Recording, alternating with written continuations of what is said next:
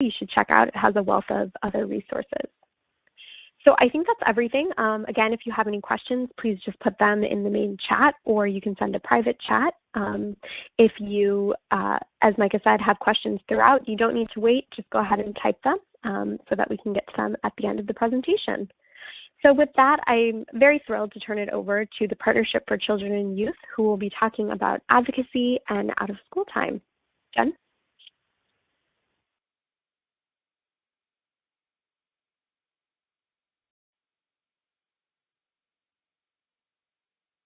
Hi, everybody. This is Jen Dietrich. Can you hear me all right? Yes, we can hear you. Okay, perfect. Sorry. All right, so let's get started. My name is Jen Dietrich. I am the Director of Policy at the Partnership for Children and Youth, and my colleague at the Partnership for Children and Youth, Jenny Hicks, is also here today, and she takes the lead on housing work, and she'll be chiming in towards the end of the presentation and definitely available for questions as well. The Partnership for Children and Youth is a capacity building and advocacy nonprofit based out of Oakland. We seek to increase the quality and access to expanded learning programs, so after school, summer programs, especially for underserved children and youth. I am also the coordinator of the California After School Advocacy Alliance, which is a mouthful, and the Save After School campaign, which we'll dig into those shortly. To give you guys a little background on me, I come from working on policy and budget, both in Congress and at my state legislature. And it was really exciting. I was a total policy wong. But when the recession hit, I was working for the chair of the Education Finance Committee, and I had students and families lined up at my door telling me, how their schools were crumbling, how, college students could no longer afford to go, and it wasn't fun anymore. I felt helpless, and eventually I found my way to PCY. And now I get to fight on behalf of and alongside those kids and families. I share that story just to tell you, we all have a story. How did we get into the work we're doing? Did something happen at work that really changed things for ourselves? And advocacy really comes down to channeling that passion and your story into action. So today, I hope to deepen your understanding of what advocacy is and why it's essential to the children and communities we serve, provide a case study example of the range of advocacy strategies and the results they can have, and also, promote ideas for actions you can take both as an individual organization or as a member of the network. So before we get going, Micah, can you pull up the poll? I'm hoping to get a pulse of the audience today. So we're going to take about 30 seconds to answer how many folks have engaged in advocacy, whether it's through your job, part of your, through work, outside of work, maybe a passion that you care about in, that's separate from your job. Maybe you've done it both at work and outside. Never, or I don't know if I've ever engaged in advocacy. So please take a minute and register with the poll.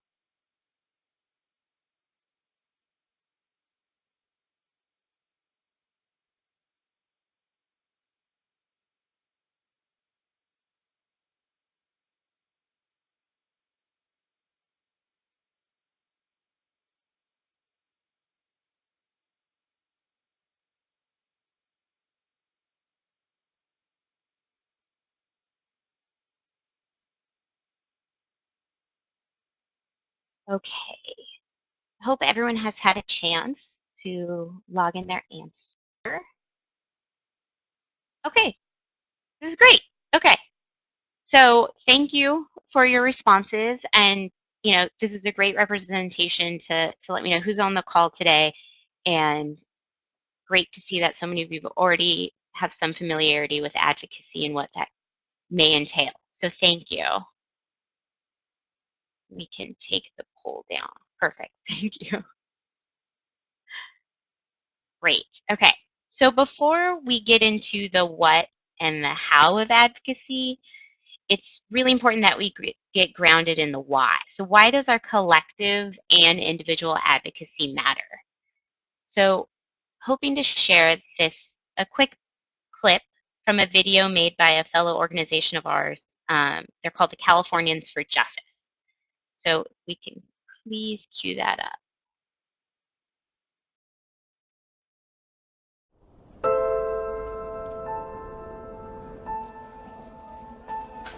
What does it feel like to not have a single caring adult at school? Feels pretty sad. Terrible. Discouraging. Harsh and messed up.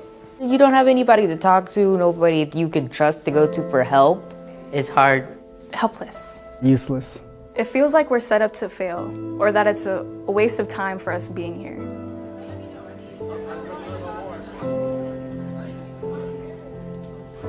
A stereotype that students of color face is that They're lazy. Not being good enough. That they're ignorant. They don't want an education. I work twice as hard for the same opportunities. I usually get called that I'm going to be pregnant and I'm going to drop out of high school. That's not who I really am. we internalize that and actually believe that we can't learn. We are products of our education system, but they know we learn differently.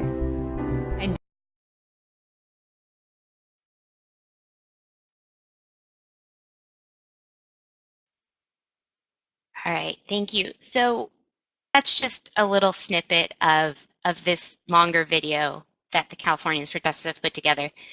But in that video, it really speaks to who we care, why we need to advocate. Who are we speaking up for? So many of you, as well as your staff, are those,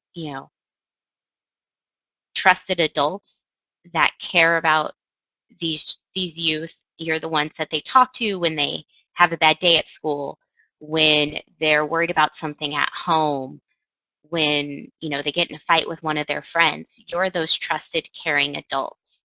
And so it is absolutely crucial that we are the ones that keep these children and their families in mind. And if we don't think about what it is they need, what they rely on every day, and what could help make a difference in their lives, who is going to speak up on behalf of them? So just want you to take a minute to think about who are the folks that you want to speak up on behalf of.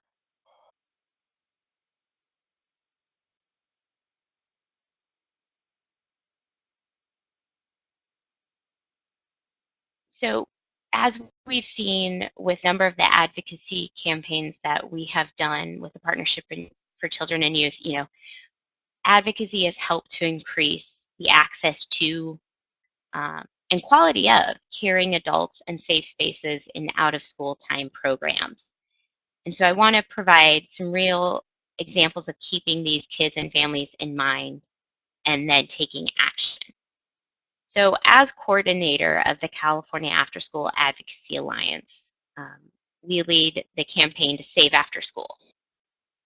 And before you tune this out as pie in the sky, we're not talking about after school for all. I mean, at least not now. That's not feasible. But we're talking about protecting the state-funded after-school programs that we have in California today, and they're called ACES. And they serve more than 400,000 children and youth every day, and about 75% of them are eligible for free and reduced price meals. And in short, the state of California has committed to raising the minimum wage to $15 by 2022. Very excited about that. But I think the unintended consequence of that is that the state of California then has not provided the funding necessary for all programs to pay those higher wages, specifically their state after-school programs. And so this has created a funding gap for programs, as seen in this totally honestly not so exciting chart. I mean, I like this chart.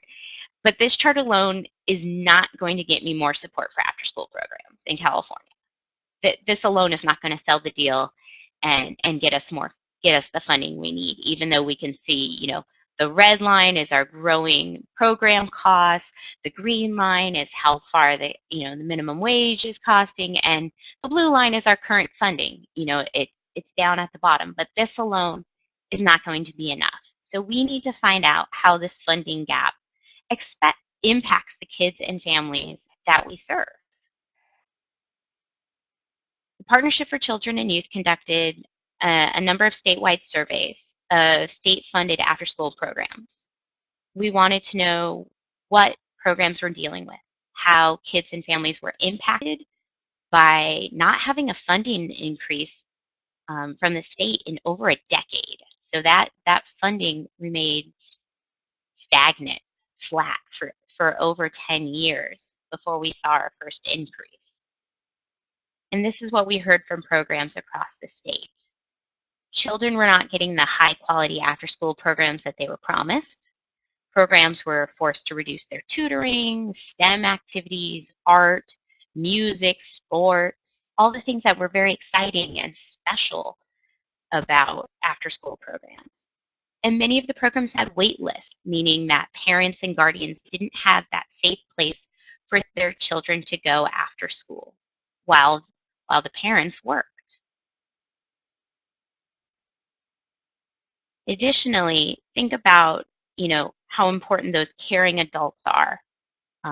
Think back to the video, a lot of kids in school, 1 out of 3 kids don't have that feel safe enough and feel cared for at school. So think about the staff that they're going to after school.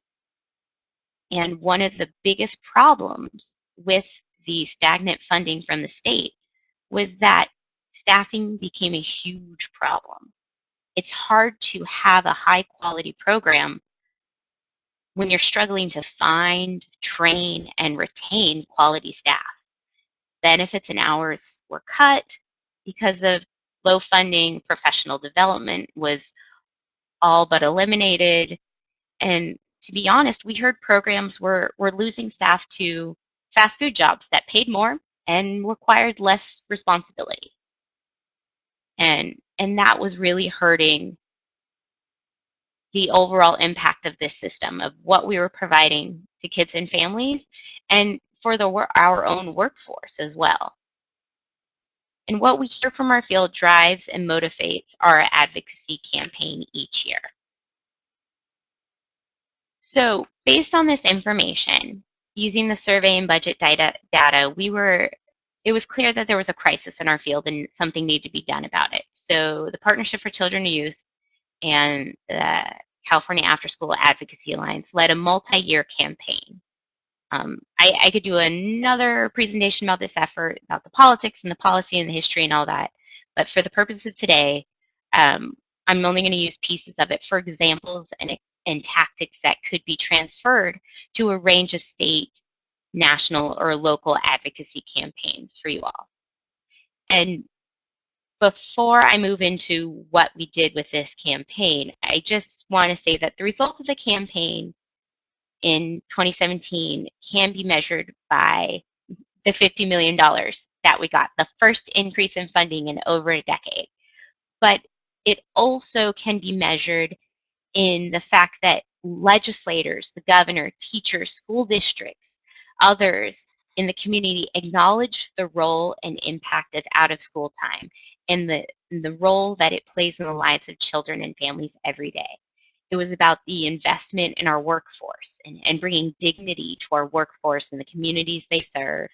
And it's about the specific changes we heard about. So after this first funding increase, we heard from providers in the Inland Empire. They were able to let their site coordinators go back to full time. They had been cut to half. We heard that programs in San Diego had restored healthcare benefits for their staff. And we heard about kids in the Bay Area that were able to go on more field trips.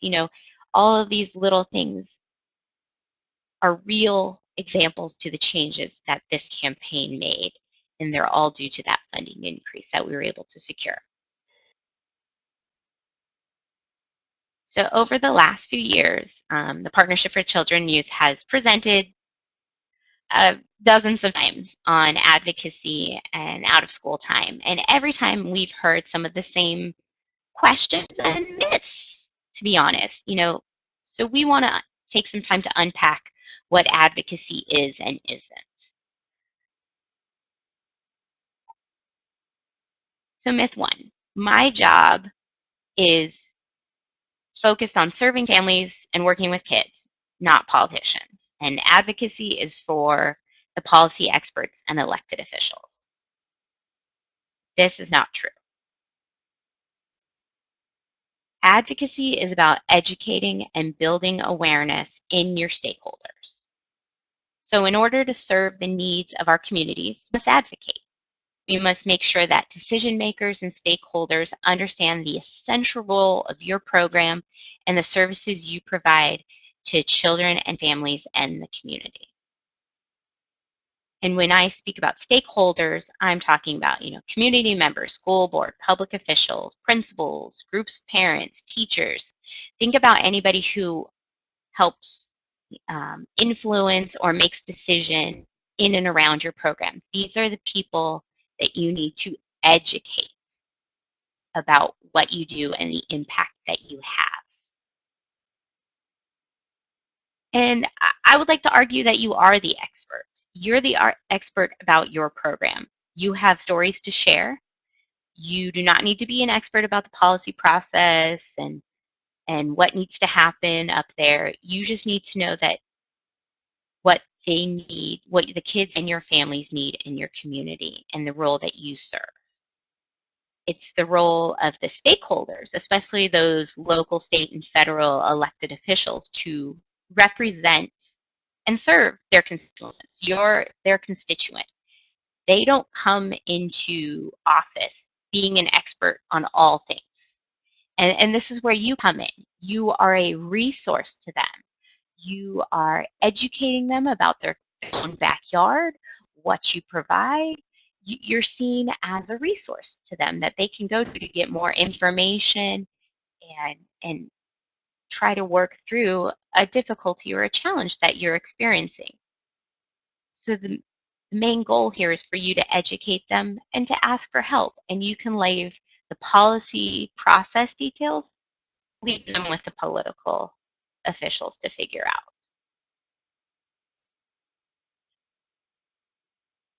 So I want to take a minute, like 30 seconds, just to stop for a second to think, what's one thing you wish people knew about your program? What's one thing that a stakeholder or a policymaker or an elected official, what is one thing you wish they knew about what you do?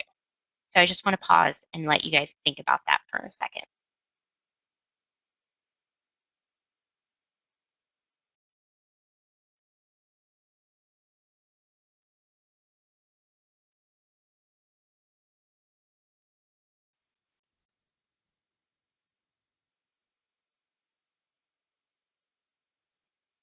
Okay.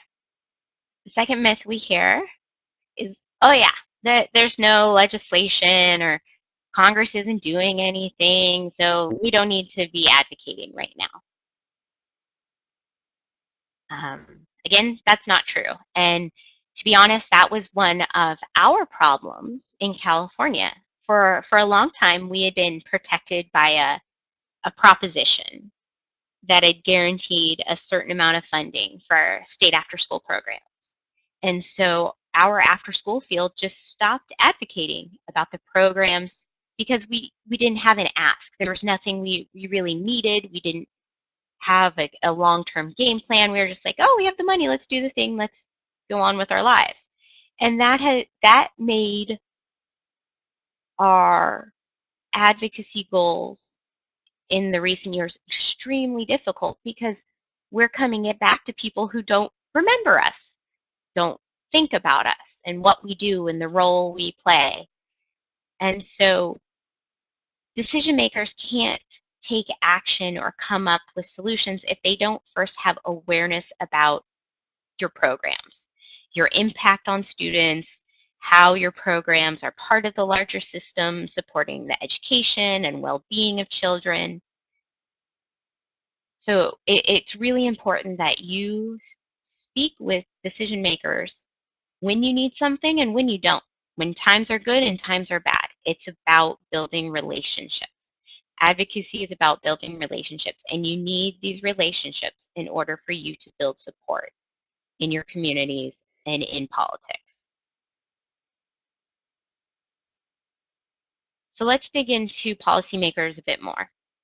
This looks intimidating, at least to me, or maybe you see this picture and you have some cynicism.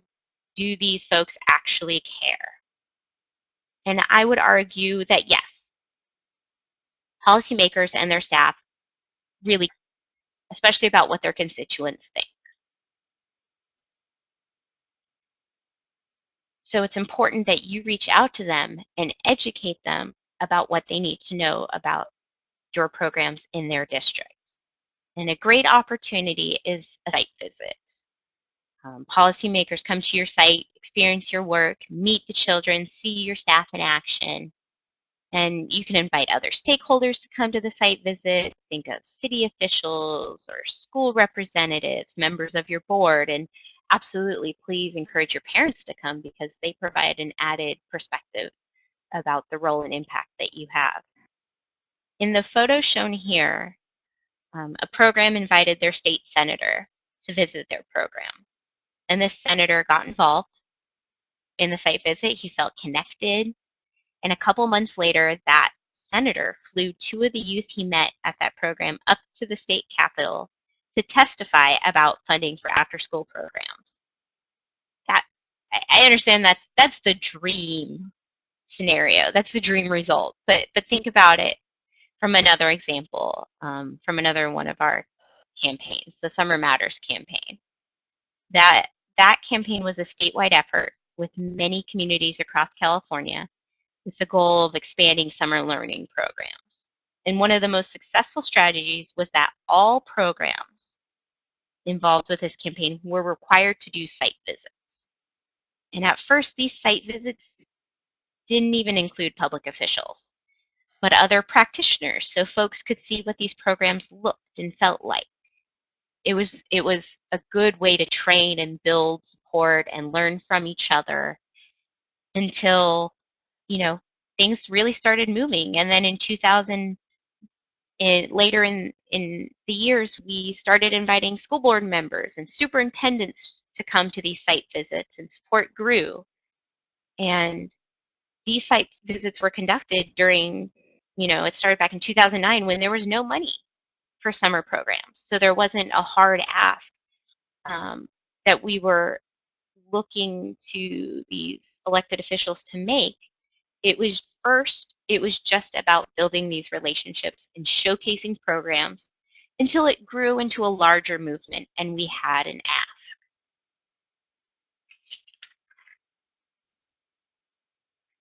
If you've already done a site visit or you're not quite ready for that, we encourage you to have a meeting with a policymaker. And to get that first meeting, you don't need to know the policymaker or a staff member in their office. You can call the office and get the name and email address for whomever helps the policymaker with their schedule, like a scheduler or something like that, or executive assistant. And you just send a short email, like the example shown here. This isn't when you're laying down your whole entire speech. This is just, this is who I am. This is who I serve, meaning this is my impact in your district. And when you're hoping to meet, set some guidelines of by, this spring, this month, when are generally good times for you, that sort of thing. And send this to the scheduler, wait a few days, call, follow up on your meeting request. You may have to resend it, that's okay. and eventually you should get a meeting scheduled with the office. It may not, the first meeting may not be with the elected official themselves. It may be with a staff member. And please don't be discouraged about that. This is very typical. And We don't recommend people hold out for the elected official. Meet with the staff first, and often we have to meet with the staff first, and then we can get to the elected in the second meeting. But the staff are very valuable. If you think about it in another way, if the staff agrees with you, that's great, because you just created an in-office advocate for your cause. So you have a friend in the office that knows your issue, knows what you're coming in with, knows you, and they will help you along the process of getting to that elected official in other ways as well. So you get the meeting. Now what? So, you introduce yourself. You talk about your reach in the community. You're not necessarily bragging about the number of committees you sit on, but how many people you serve and where and what other programs or organizations you work with that serve the community. So you're showing that you're grounded in the community and your program's role and your partnership in the larger good of the community. You need to tell stories that illustrate your issue. So remember that chart. Nobody's going to care about that chart. Very few people care about that chart. But share an example of one child or a family, and then share how that example applies to others in the community. Or even better, bring those storytellers with you to the meeting. Similar to the site visit, think of a few people who are invested in your program and your impact. Parents and families are great to include in these meetings. After you share your story, think about what your ask will be. Do you want them to pass a bill, provide funding, put together a task force to discuss an issue, come out to your site to learn more, help broker some relationships in the community? So, you need more access to shared spaces or more engagement with school staff. There are a number of asks here. It doesn't just have to go to, we want this bill passed or we need this X amount of money. There are a number of ways and asks that you can, and ways the policymaker can help you. In this meeting, keep it simple. You may only have about 30 minutes in your meeting. And remember, this is a relationship you're building. This is not the one and only time that you'll be speaking with this elected official. But, have a plan for what points you really need to get across during the first meeting. After the meeting, send a thank you note or an email, and you can also provide additional information. So perhaps the policymaker asked you a question that you couldn't quite answer in the meeting. That's a perfect opportunity to follow up. You should, after you thank them and move on with your days, make sure to stay in touch.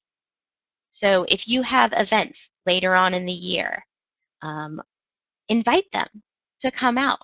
Keep them up to date about what you're doing. Even if they don't show, at least you're kind of reminding them that, oh yeah, I remember those folks. I remember what they do. Okay, like you're just rejogging their memory. When the elected official has a community gathering or event or forum, attend. Maybe you can get a minute or two with them there.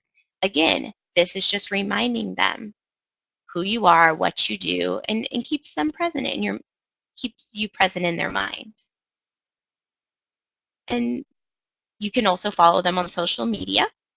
But remember to please be positive.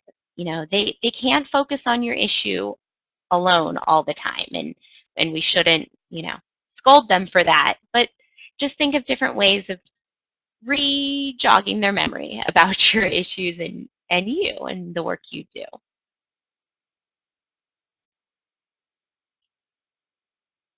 So I want to stop here to think about, who in your community, whether it's, local, state, or federal, which policymaker would you want to build a relationship with that could possibly help support your program? So I'm going to take a couple seconds just to stop and have you answer that question for yourselves to brainstorm who might be the person you want to reach out to.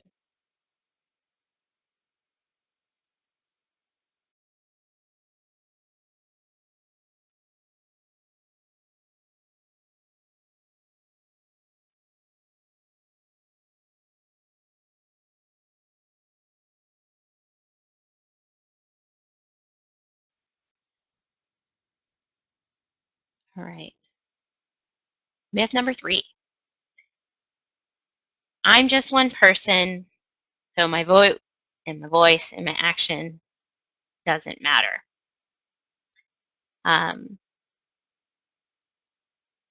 If this were the case, we would not have our first increase for state-funded programs in 10 years. We all have the power in both in our individual actions and our collective action. And that's the thing. The only way we can do best by our children is by taking actions big and small, and to make sure that all kids are given the same opportunities to feel safe and to thrive. And instead of giving you lip service about this, I want to provide some specific accomplishments that our campaign to increase state funding achieved.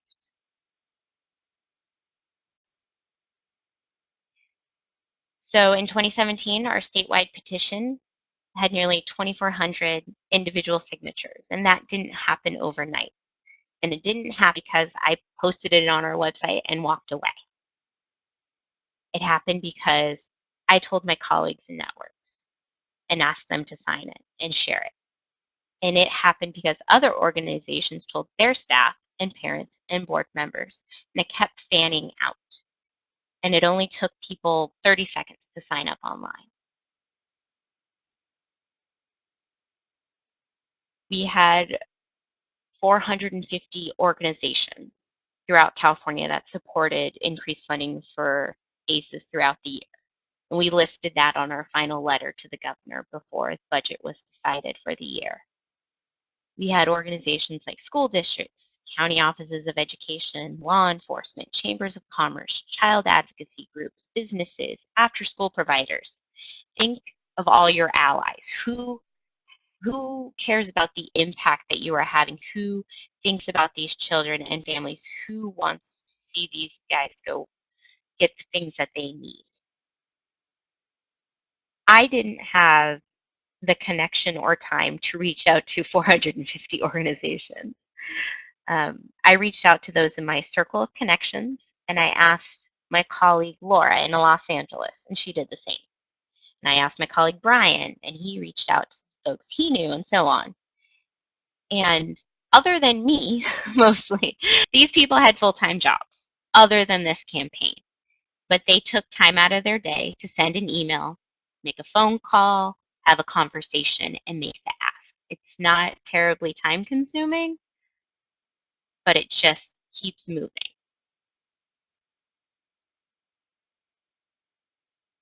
We delivered 10,000 handwritten postcards from students, staff, and families to the governor's office and throughout the Capitol in Sacramento. So individual programs contributed, 10 to 100 postcards each, which on their own might not be as powerful, but together, 10,000, that wouldn't be so easy to shrug off. It only took parents a couple of minutes to complete a postcard at pickup, and kids drew pictures or wrote heartfelt messages about what they loved about after school. It was that simple. And so we had a beautiful testimony to share with the Capitol straight from the hearts of kids and families in our programs. We had hundreds of after-school staff and kids march to the state capitol for an annual Advocacy Day. We held a rally at the Capitol steps with prominent legislators that spoke about the importance of after-school and summer programs. And then we split into groups and visited every legislative office in the building. During these visits in the offices, each attendee got to share their story. Why after school was important to them, or what would happen if their after school program was no longer there. It was an empowering experience for everyone who attended. And when I go back in the Capitol, legislators and staff remember many of those visits and stories that were shared. Over 50 legislators supported our funding request by, either speaking at a rally, speaking up during a committee hearing. So that would happen when we saw, oh, our issue is going to be up in this committee. Let's send an email to our senator in that committee who we've had contact with before. Let them know that it's coming up in the committee and suggest a couple talking points, or don't forget to vote yes on this and that sort of thing. Just keeping them apprised of what's happening. Or signing, the other way legislators got involved was signing a letter of support, like the one pictured here. Again, I didn't personally contact 50 legislators and plead my case. Most of these legislators spoke up and took action because their constituents in their district asked them to. And they asked them more than once. So one ask and be done can't be the end of it. It's a conversation, it's a relationship. You may have noticed a theme in a number of these actions. I took action, but I wasn't the only one taking action. I had a coalition of folks doing the same thing across California. So together we made something happen. Each of these actions added up, and the sum of all these people and stories and actions resulted in something bigger. I want to encourage you and give you confidence that you're not alone in this, and you have people next to you and behind you who share your goals and your values and the reason why you care and want to advocate for your students and families in your communities.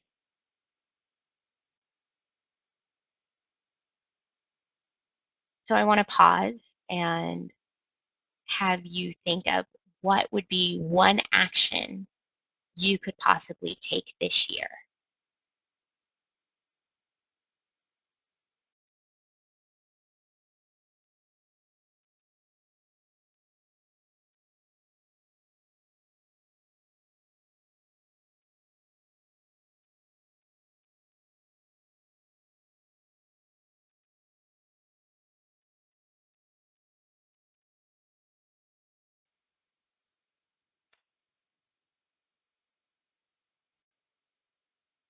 The last myth we hear is, I don't have time. I don't have time for advocacy.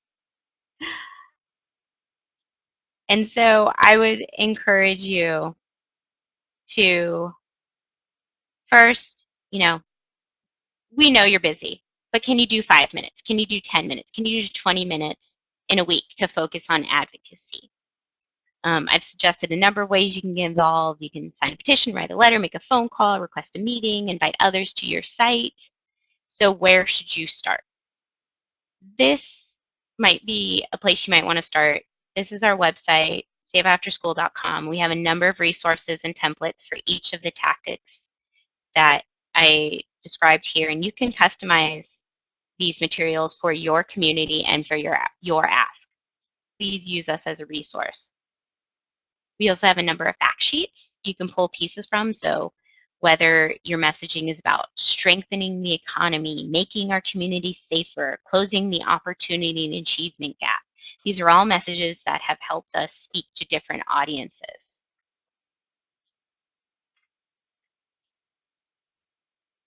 You can start by being a part of Lights On After School this year. It's a nationwide event to build awareness about out-of-school time. Start by inviting your kids and families, then your board, your school representatives, local officials, the community. Some programs set up a talent show or a little fair. Be creative. This is a time for you to open your doors and to show the community what you do and how you do it. And this year's Lights On It is October 24th, 2019. And there are great planning resources also available from the After School Alliance. You can also start by activating your community. These are tips from Cheryl Davis, who built Collective Impact, a collaborative of nonprofit organizations to address, low-income children, youth, and families' needs, whether economic development, community health, violence prevention in San Francisco.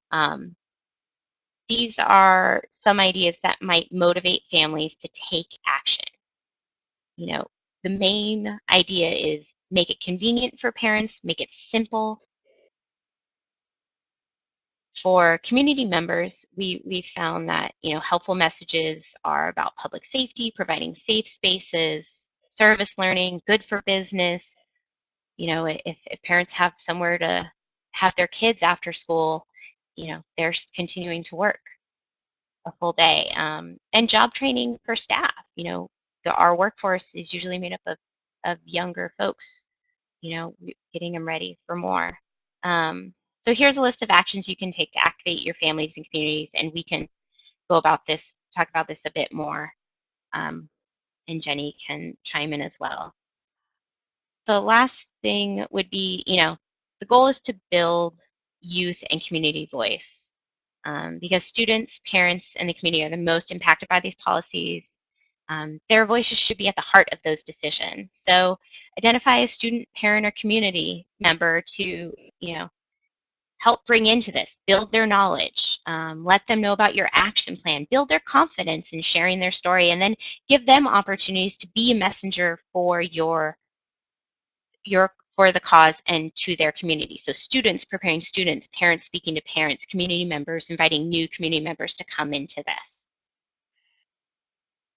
And as I close, I just want to say, you know, thank you for the work that you do every day that contributes to the success and future of children in your programs. And, you know, look at advocacy as part of that job, you know, to improve the lives of kids and families and your staff. And do something big or small. You have to do it, but others can do it with you, and that will boost the impact. And I want to leave up contact information for myself, Jen Dietrich, and for my colleague, Jenny Hicks. Yes, there's actually even a third Jennifer at our organization, so just be aware of who you're trying to get a hold of. But this is for additional questions, but wanted to open it up for questions in the chat. As people are writing their questions, this is Jenny Hicks, and I just want to, I've been saying to people lately, this is not a moment, this is definitely a movement for those Hamilton fans. I'm right now in Chicago at a conference for MOTS, and there's a lot of different council members and mayors and superintendents out here right now from all over. And if any of you guys have been to the National League of Cities, you know, Micah, if you want to go ahead and put that link in there, they too are developing talking points and resources like their after school and summer learning for city strategies for workforce development, purposely made for council members, for mayors, and it's exactly what Jen was talking about yesterday, which is getting them to become their own biggest advocates. So helping them become educated about why after school is actually a great strategy to address many of the issues around safety, around economics, around workforce development, around college readiness, these things that many cities are struggling with. That after school is that answer. And so even more truly that we want to make sure, considering all the budget cuts that are happening, the importance of understanding how housing can play this critical role in supporting those young people who are not being able to be supported by the school day. And we also know a lot of times the kids in our after school program and housing are the kids who may be struggling a little bit more during the school day. So having access to after school programs and housing where they have caring adults who really understand them, who look like them from their community. We've all heard the statistics that kids only need one kid, really. I mean, sorry, not one kid, they only need one caring adults, or access to 1 to 3 caring adults that often look like them to have a better outcome for college.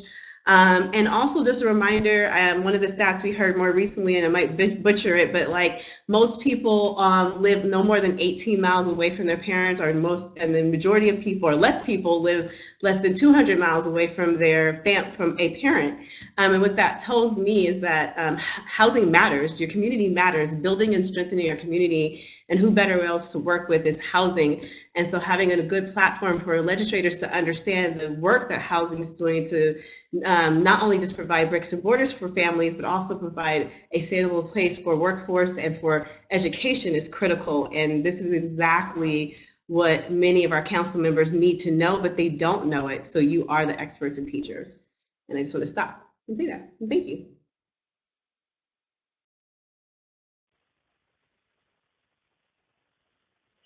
This is Abra from CLPHA. So yeah, just a reminder, folks, if you have questions, to go ahead and type them in the main chat box down in the bottom of the screen. If you're having any issues, you can always send an email to myself, abra@clpha.org.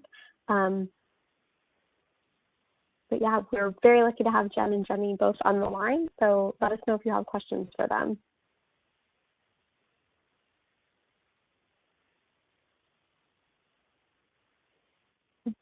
While we're waiting for folks to type out any questions, Jen or Jenny, I'm wondering if you can maybe, I see we have a lot of people on the line who are not in California, if you can maybe point them to some resources of where they can easily access the names of their legislators or other resources that might be useful for folks who are just getting started.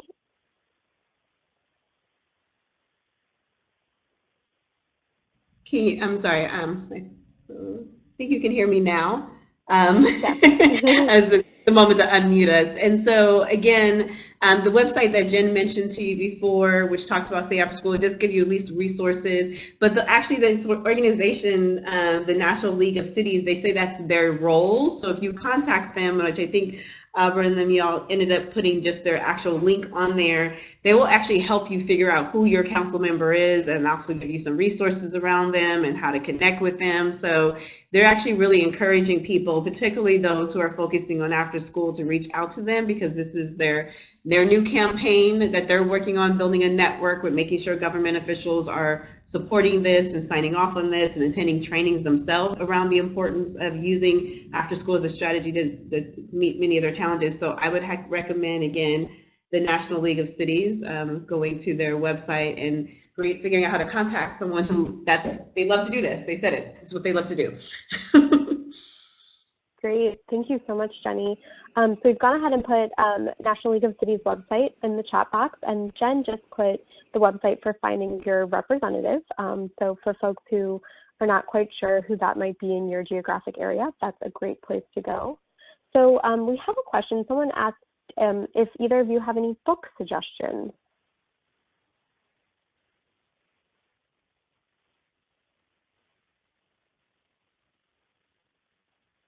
And Cameron can clarify, but I believe that means to better sort of familiarize yourself with advocacy efforts.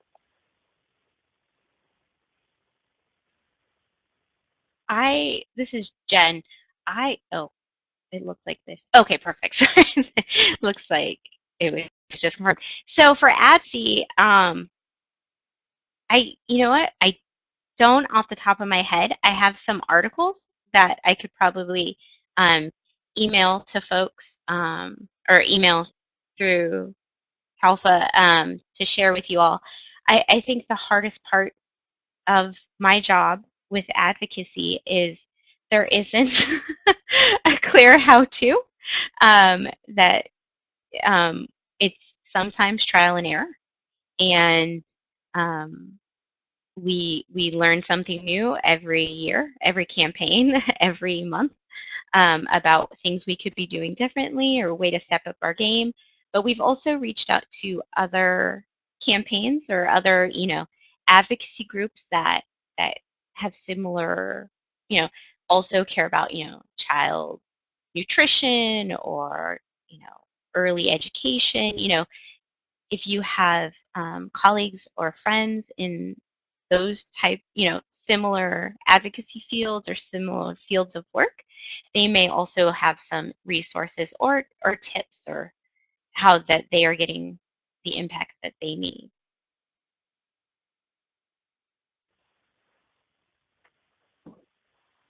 Great.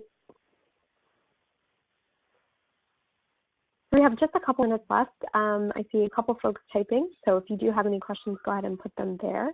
And I do want to say, while we're talking about National League of Cities, Audrey Hutchinson, who I think is at the same conference that Jenny is at right now, will also be at this year's Housing is Summit. She has attended in the past couple of years, so maybe some of you have met her, but that would be a chance to talk to someone from NLC in person as well.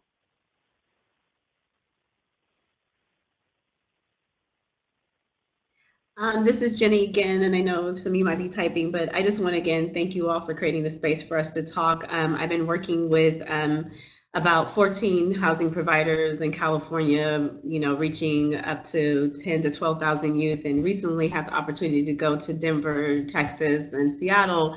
And really, again, keep saying that this is not a moment, this is definitely a movement. Really, just the impact of seeing young people have this opportunity to dream and be inspired, even in spite of all that's happening. Seeing housing agencies really transform communities has just been so amazing to us. And our heartbeat today for at least PCY is really just wanting to encourage you all, as we have been advocates for policy for many years.